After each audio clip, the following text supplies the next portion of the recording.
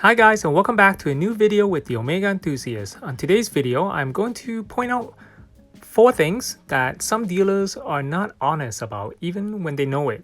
I want to point out these 4 things since they will affect the value of the watch a whole lot and are very misleading to someone who is new to this hobby. So let us get started.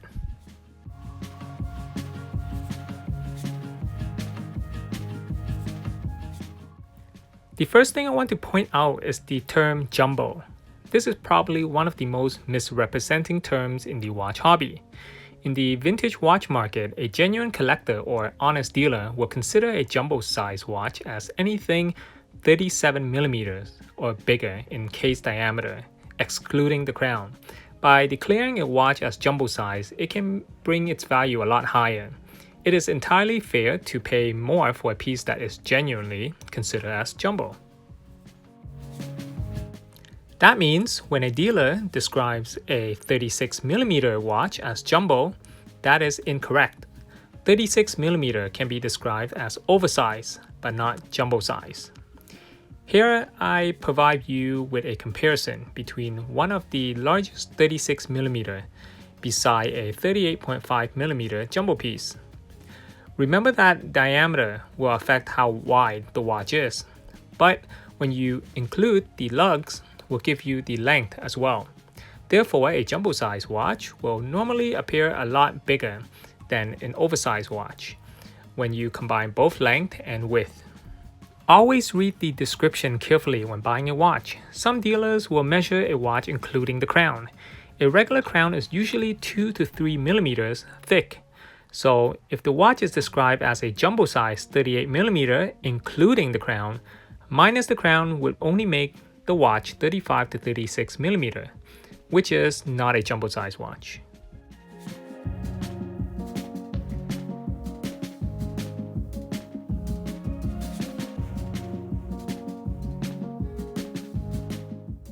Second on the list is a double brand or double sign dial.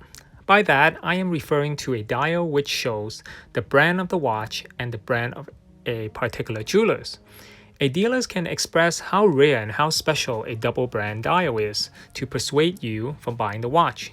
Yes, a double brand dial can affect the value of the watch a whole lot and can also add nothing to the value of the watch. I know you are probably confused right now, so let me explain why. When it comes to a double brand dial, you must look at what jeweler brand it is. For example, if the jeweler's is Turkler or Meister, they do not make the watch any more special. Turkler or Meister dial are considered the same as a regular dial. However, if the jeweler brand is Cartier or Tiffany & Co., now you're talking about something else. Cartier or Tiffany added on the dial can increase the value of a watch by a lot, which is why there are so many redial with Cartier or Tiffany. So be aware of that as well.